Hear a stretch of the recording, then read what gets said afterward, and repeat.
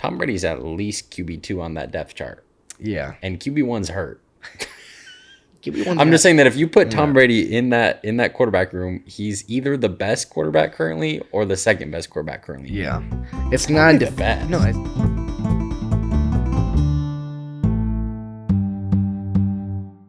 What is going on, everybody? Welcome to episode 69 of the Harvester Sports Podcast with your hosts. As always, I'm Noah. I'm Austin. I say as always our names as What's if they're up? going to change week to week. I might be Duke change my next name. time. Who knows? Sorry. Man, it's June, which means Oh, wow. that the Spider-Verse movie comes out, and that's about it. All I can think of. Yeah, Spider-Verse. Oh, wow. It's going to be a great movie. I got to be careful, dude, because I am usually the worst at going on social media before we watch a big movie and getting it spoiled for me. Yeah, I know. And sometimes I just look at my guess and I'm the exact opposite. To this day, have not seen a trailer or anything for this movie. Yeah, no, you're my favorite because you go into movies not knowing anything. You just didn't know they would be here. Watching American Psycho. Wait, did he just kill someone? All right, let's get into it. I got some cool stuff to talk about today. First, happened a little bit ago. Cardinals cutting D-Hop. The top teams that are rumored for him to sign with are the Chiefs. Well, I want to before we talk about their landing spots. I want to talk about me. No, you're good. Hey, do you speak your truth? I didn't mean to do that. Yeah, before we talk about landing spots for D-Hop, I just want to talk about the actual Cardinals cutting him, because that's insane to me. Yeah, I mean, there's got to be something, because when I first saw it, I was like, I've got to be missing something here, because they took a $23 million cap hit. Dude, just ate it to the chin. He's a very wanted free agent. Yeah. He's a very wanted player. And you take a $23 million cap hit. I don't understand how you can't move him for literally a 7th round pick. Dude, anything to not take that cap hit. Not even they couldn't wait until I think it's the June 1st where his cap would have gone down. They can't wait 2 weeks. Yeah, I don't. A week? What happened during that time where it's over, he's got to go? Yeah, because if they waited longer, then they're not taking the same cap. Yeah, it would have been a lot less. Or trade him, and you could get he's D-Hop.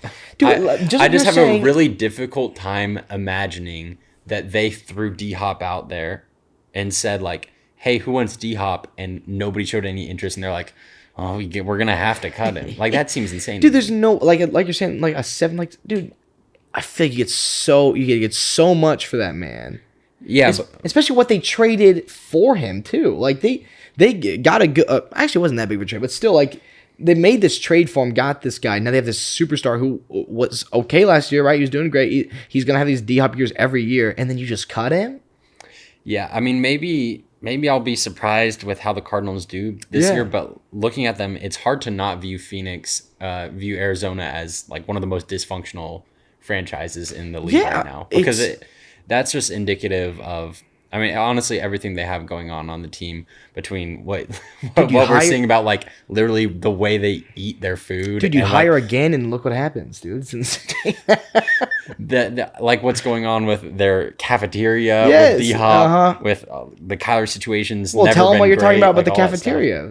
People don't know. Supposedly they made their players pay for food, right? Yeah, and they are not good food. No, it's not good. It's stripped the Moneyball scene where he's like, "How much is the Coke?" Yeah, you have to pay for it. It's like when we were in elementary school and Michelle Obama said, "Let's make kids' lunches healthy," and then they took away our chocolate milk. Yeah, dude, I was all fine with it. They said no more chocolate milk. I said, well, hold on now, guys, we have to put a stop to the pizzas too. I remember the pizzas went away, but then there was enough protest that they said, well, let's bring them back.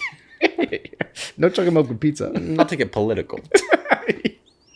It is so wild to me. I still, again, like we said, the June 1st thing where his cap hit would have gone. Sorry, the cap hit would have gone significantly down, right? If they just waited a few weeks, and then it's strip just it being DeAndre Hopkins and not being able to move him for anything is so wild to me. It doesn't make sense at all to me unless it comes out of nowhere where he has this massive injury or something where it doesn't look like that's it at all. It just straight up looks like the Cardinals were do enough. We just It just seems so insane that I think I've got to be missing something. Yeah, something. I don't think he's injured or anything like that. We've heard about it, but yeah, it's gonna be interesting to see where he lands. And like I said before, we started talking about just him getting cut in general. The main teams looking to sign him: Chiefs, Browns, Ravens, Lions. which Chiefs would be insane. I mean, with Patrick Mahomes, Travis Kelce, that's insane. What's that? That list is teams that Are rumored to to be involved in signing him. The Chiefs, I think, would be the scariest to me. The Browns, it looks like makes the most sense with him going there. Need help at wide receiver with Deshaun Watson there. The Ravens helping Lamar out, and then the Lions, like that'd be a great spot with Jared Goff cooking. In my mind, my prediction: top 3 teams that I could see him potentially going to, all terrifying by adding D-Hop. Yeah. I'd say Chiefs. Mm-hmm. Chiefs, I think, might be most likely at this point. I also think the Bills are a potential landing spot that makes sense. Which can you imagine? Stephon Diggs, DeAndre Hopkins, Josh Allen. That's insane. Like that's an insane combination of Josh Allen, Stephon Diggs, and D-Hop. And then I think a third one, also all AFC teams. The other one I could see is the Ravens. Which Ravens, that has the potential to be a really terrifying offense with Lamar, Mark Andrews, D-Hop, OBJ, people that I'm forgetting. Like can't forget them. Can't forget them, but I will. Yeah, like again, like you're saying, all these AFC teams, but Chiefs would be like all these teams, like you said, would be insane to think of him there. If he can play just like how he's been playing his whole career, like what are you gonna do? And the AFC is never gonna stop getting better because people think, oh, AFC keeps getting stacked. Well, the more stacked it gets, these other AFC teams are like, well, we gotta match it, so it keeps happening. It's insane. Like it's such a difference now from the NFC. I also do think it's really funny though. Everywhere, all over Twitter, Instagram, everything I see, like D-Hop's list of requirements that he wants from a team, things that D-Hop's looking for in a team, and it's like, yeah. Like there's not one thing on it that's a surprise. It'll be like, this just in, rumor says this is the qualities that D-Hop is looking for in a team. And it's like good quarterback, stable franchise, good offense, like I did see talented quarterback, good ownership, good coach. I'm like, yeah, he's smart, yeah. I did joke because I'm still like involved with the Raider, Raider fan base and like friends with them. I saw people saying, I've you are a Raider. Everything you see is stuff like that where it's like this OBJ's top landing spots, the 4 best teams in the league. Like, makes sense. I'd want to go there too, man. Yeah, I'd probably want to dabble. I mean, and D-Hop is a good enough receiver that he has that privilege of being able to pretty much anywhere that wants him or anywhere that he wants to go would want him. The entire time that he's been in the NFL, he's been one of the best receivers. He's just unfortunately. But and I get why he wants to go to a good team because he's unfortunately been in situations where he hasn't had the ability to like shine in the playoffs or a Super Bowl as though he could, even though he has been one of the most elite wide receivers since coming into the league consistently. He's been on 2 teams where if he's not shining, then the team's probably not cooking. You know, with the Texans and now the Cardinals. I do hope that we get to see, like, if we got to see him with a true, like, top 5 quarterback in the league in like I'm sure we will. Yeah, Pat Mahomes or like Josh Allen, like that'd be insane to see what he could do. Yeah, I don't know how you like you're talking about the Bills. I don't know how you guard that. If it's Diggs on one side and DeAndre Hopkins on the other side, it's like, what are you doing? I think he's gonna be a Chief. Yeah, which is terrifying. You are having the best quarterback in the league, one of the most elite receivers in the league, probably the best tight end, like that. And the best coaches right now. They won the Super Bowl with wide receiver 1 was Marquez Valdes-Scantling, wasn't it? Mm-hmm. Yeah, who no knock against him, but he's not like your top wide receiver 1 in the league. Probably exactly. And if you put D-Hop at wide receiver 1, then he's a very good wide receiver too. And D-Hop doesn't even he doesn't have that. Like we're used to the Chiefs nowadays being like that massive speed factor, right? And like speed's their big thing. D-Hop isn't slow, but he's not like the fast guy in the league. So it would be exciting to see then what they build around him, like how much the playbook changes around that. And I'm fantasy owners cheesing if that man goes to Kansas City. I will not rest until I find the person who keeps hacking into my accounts and posting Sam Howell propaganda. Yeah, you really got to get to the bottom of that. I need to get I don't know what the deal is with that. It's insane. Sorry, I tried to grab your hand. The Nuggets went up 1-0 against the Heat. And I just want to ask, what are your predictions? What do you think? How do you think this series ends? Do you think the Nuggets get their chip? I'll tell you, the heart says the heart wants Jimmy Butler? The heart says the Heat win in 7. Yeah. But that's just because there's nothing about the Nothing about the Nuggets that really excites you? make me want to. Yeah, I guess. No hate against them, but I don't know. I have the same thing. I don't have the same thing. I have the Nuggets winning in 6. So again, like at least we both think it's gonna be a really close series. It was a close game today. I'm not saying it's gonna be a close series. Oh, sorry. Didn't look like a close series tonight. I'll tell you that. Jokic didn't play like. I kind of thought that if they continue Jokic at all, that they might be all right, but I don't know. Jokic didn't do that insane. Yeah. Although actually that's probably not true. I think he had a triple double. He did have a triple double. Yeah, he did. That's the thing about the Nuggets, and the thing about Jokic is that even when he's not dropping 30, 40 points, he's orchestrating plays. He's such a playmaker that he's putting up a triple double or something like that, and that's hard to overcome when you're undersized, especially. Mm-hmm. And it's gonna be a tough series for the Heat. I hope they can pull it out, but I don't know. That's rough. I don't know if we talked about LeBron last time, but I have a few things to say. Okay. About LeBron? Yeah, I'm sorry. I am nowhere near the biggest LeBron fan at all, right? I do think it is wild, though, how fast the man got attacked after the series and been like, are you going to retire, right? Hitting him instantly. And then he kind of panics. He's like, oh, I don't know what the future holds. The man is like, even if you don't think he's the GOAT, I don't think he's the GOAT, or whatever you think, he still is a great basketball player. And the hate that man got was really intense and really fast, which he could deserve it, right? But like, it's kind of insane how fast like he loses and then everyone's like, it's over again. It's like, it's wipe it clean. I don't think so. You don't think so? I don't think it's hate. I think it's people. I think it's the opposite. Is people are like, LeBron this, LeBron that, and that's why that's like why we're talking about LeBron while the finals are going on. Because LeBron always gets talked about. I think it's what he wants. It's I just got trapped. I got in the fold. Gotcha. They got me. I think it's just the way sports media works. Is just LeBron does anything, and is what it is. And you read into and the headlines saying like LeBron considers retirement. LeBron, his actual statement, he just said like like the man just lost the finals and he's like, I don't know, I just need stuff I need to think about stuff. Exactly. Is basically what he said. And they were like, LeBron considering retirement? Like, dude, I don't know. Like we're just saying, I get trapped into it. But that's like the thing I'm kind of talking about. It's everybody is like in the headline instantly everywhere, where everyone is like, LeBron considering retirement. He's gonna retire, bro. I'm like, dude, the man lost not even 30 minutes ago. Can we give him a break? Like, can we let him go think, and then we'll talk about it in the offseason as the next season rolls up when we see what's going on. It's really quick. And I'm sorry. Again, I'll apologize to you for falling into the LeBron news cycle trap. Hey, you're not the first. That won't be the last. Also, the one thing that I've seen is like people say Jimmy Butler is cheesy or that the Heat are cheesy. Yeah. I like cheesy players. I think I like when I just like cheesy sometimes. Yeah. Is that a crime? No, you just like the tropes. Like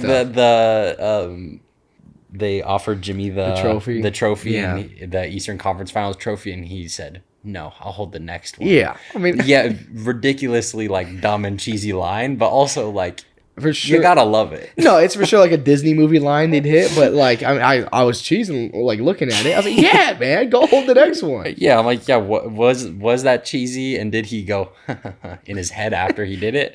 Absolutely. In his head, he probably was like, they're gonna love that. Dude, I'm so congested. I have to talk like a robot.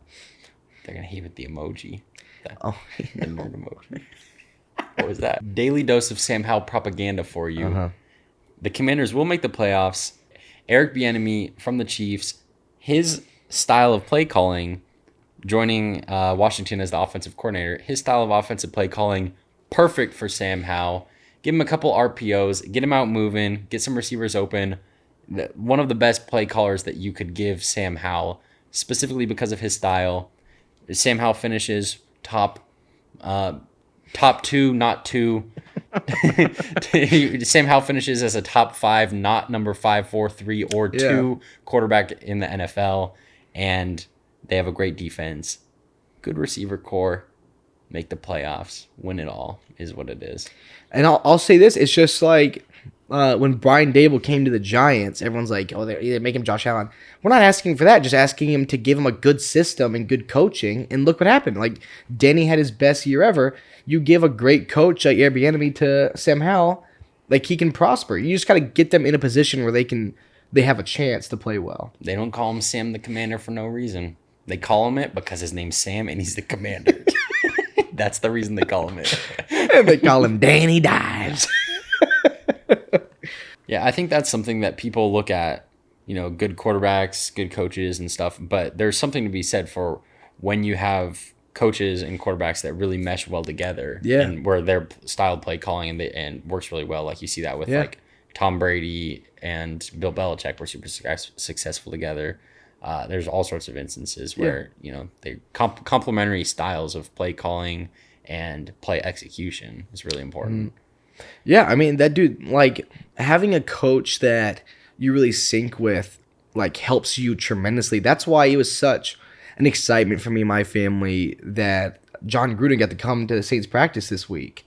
Like, Derek and Gruden have such an amazing connection. Like, even through it all, when Jon Gruden had to leave the NFL and it was pushed out, they still, like, talked, like, every week. After the games, they would talk, and he still, like, would help him and stuff. He'd be like, Derek, like, they would go back and forth. Like, Derek, he was still one of his coaches. Like, they have such a great connection, and I'm so happy for Derek that he gets to have a guy like Jon around to still be there for him, like, through it all. And Jon still is, like, the stuff was awful, like what he said in the emails and stuff like that, but he's a great football coach. Like, no matter what, like, he has a great football mind.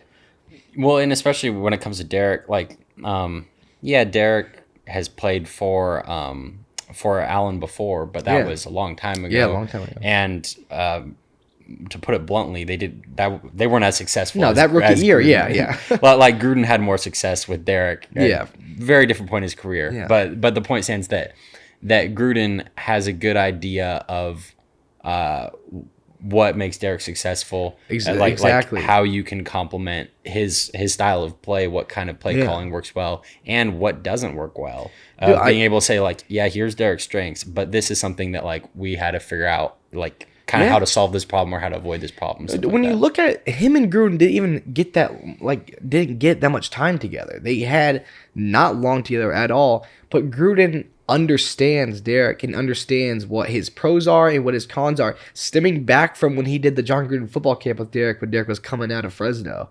That was a lot of nasal right there. That's on me. But, like, Derek's just really excited to have Jon back, and it's not the last you're going to see of Jon in New Orleans. He'll for sure come back and help Derek pretty often, from what I'm hearing.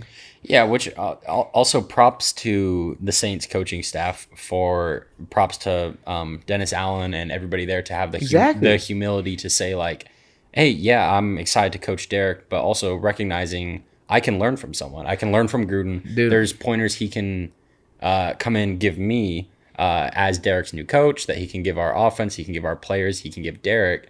There's things that he can contribute in a different way than that I can. So I really admire the humility from the Saints, especially from Dennis Allen, to be able to recognize that. Because it's no knock against them. No. It's just like you want all hands on deck if it can be helpful. Dude, that's exactly right. Like, it's such a statement towards Dennis Allen's character that he, in his humility, where he can be like, like, it will help my quarterback if this coach, like, if his friend comes in and, like, is able to give him at least a few pointers. Like, dude, because there's so many guys where they don't have that self-esteem. They don't have that level of confidence to have another guy come in and, like, take your new quarterback away for a little bit. Like, dude, it takes a lot as a guy to be like, here you go. Like, help my guy. Like, I understand you were his old coach. I'm his current coach. I'm not the only guy that can help Derek still. Like, there's guys out there like Jon Gruden who will be able to help him. Yeah, I mean, because you don't want egos to get in the way of... Exactly. Like, it would be super easy for Dennis Allen to say, no, I'm the head coach. I'm going to coach him how I want to coach him. Yeah. And anybody else that has something to say about that. Or Carmichael to say, like, no, I've been running this offense for forever. Exactly. I ran it with Drew Brees. I'm going to run with Derek. And if you like it, lump it, get out of here. Like, would be within his rights to say that, but... instead they're taking the smart approach of, like, trying to gather information and understand. Yeah, and again, not even just like, Jon was there to help Derek out, but and then the information that, like, Derek through Jon can spread to, like, Haener and stuff like that and help a young quarterback out, or that Jon can help Haener out too. Like, it's great for a young quarterback like Haener, and even a guy like I almost said Jamarcus Russell. That's wild. Jameis Winston to get that help too. Like, again, Jon Gruden is a great football mind, and it's like, if you have that opportunity to have him come in and help your team, You got to take it. You know what's a wild conspiracy theory I've been hearing? So, like, for those who don't know, Jimmy G is having a problem. I think he's with his foot now. And it's said that he might need surgery and could be out the whole season. And potentially could fail another physical and have to void his contract. They're saying, right? I thought they were saying he's probably back by the beginning of the year. Are they not? I think it was longer than worst that. case scenario is that he's gone longer. Yeah. But, I mean, like, again, sucks for Jimmy G because he's a great guy. And all the jokes about him being injury prone and stuff like that, I mean, just facts now, not even jokes anymore. I hope he's healthy for the beginning of the season. But now that Tom Brady's the co-owner of the Raiders, there's a conspiracy theory going around now that if he, like, through a league vote, through the other owners, could own the team and play, and if that's been Mark Davis's secret plan all along to get Brady on the roster, is to hire a side court they knew was hurt, but wouldn't release it, and then get Tom Brady to be an owner, and then be like, slide in there. Can you imagine the ticket sales that would do if they were like, by the way, Brady, the owner of the team, is going to play week 6? I will say one big shortcoming with this conspiracy theory, even though I like the conspiracy theory. Yeah. I think it's good. Even though It's always fun. They also asked him about it, like about how people are always saying like, oh, is he gonna come back? Is he gonna come back? And Tom Brady said, no, he's definitely not coming back. Yeah, he's excited to be a Fox commentator next year. He's happy to be an owner with the Raiders or whatever. But he's said he was retired before, so yeah, exactly. Is his word is bond? I don't know. Yeah, no. But that the problem with the conspiracy is that it being Mark Davis's plan all along, they tried to bring him in just as a quarterback, and he said no. So is he then?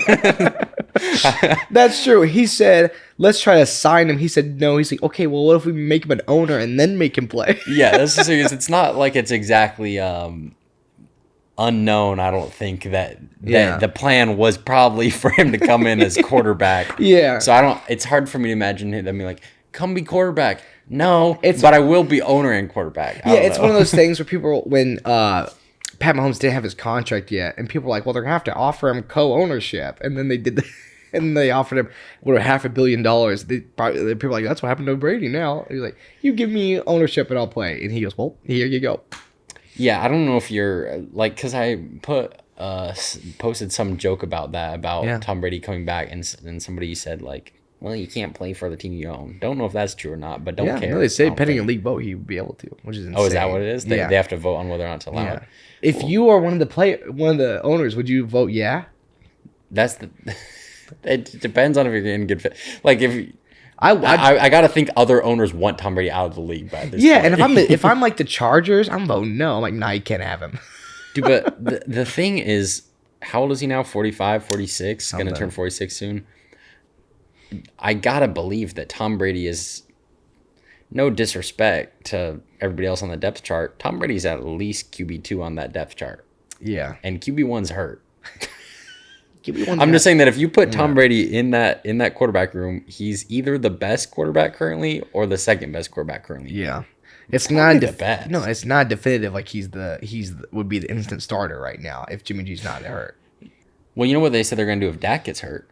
What are they going to do? Jerry Jones is going to play quarterback. Well, let's see what he can do. Well, would that vote pass or no? Yeah, would that vote be different than the Tom Brady vote? That vote probably passed really fast, too. Dude, speaking of contracts, did you see what it's rumored that Messi's team has agreed with one of the teams that play in the same league? I think it's the same league as Ronaldo. The biggest contract in sports history. And when I saw the number, I said, makes sense. $1.2 billion. Sounds like a lot. Dude, athletes are now getting $1 billion. And I saw that and I was like, first off, insane that this country or this team is just like, yeah, one dude, $1 billion, okay? The A's starting rotation is making it $2 million this year. But dude, $1 billion, like, it's insane. And I don't think other sports are ever going to catch up to that because that doesn't feel like a healthy business model to hand out $1 billion to all these guys. But I saw that number and I was like, this is insane. Dude wrote out $1 billion contract and also 1.2. So he got to $1 billion and he said, you throw in 200 million more, I'll sign it. Well, 200 million's a lot. Yeah, that's what I'm saying. Well, I'm saying it's not like Oh, like I throw it in. Yeah, it's not like it's throw it in. It's like it's another $200 million. Yeah, Tyler's conspiracy theory, our stat guy who's not here, is that he got offered $600 million from like Miami, and he said, "Oh, if you double it, I'll accept it." And then Saudi heard that and said, "Oh, all right."